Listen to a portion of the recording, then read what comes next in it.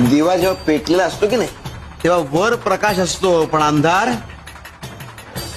दिव्याच्या खाली असतो. पण अनेकांचं त्याकडे लक्षच जात नाही. स्वतःला स्वयंप्रकाशित समजण्याच्या नादात त्याकडे दुर्लक्ष केलं जातं.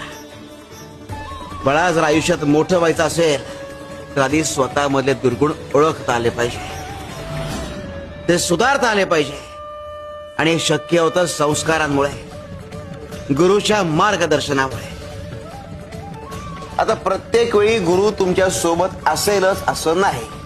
म्हणून आम्ही काय केलं तर आम्ही एक मंत्र आमच्या भक्तांना दिला, तारक मंत्र.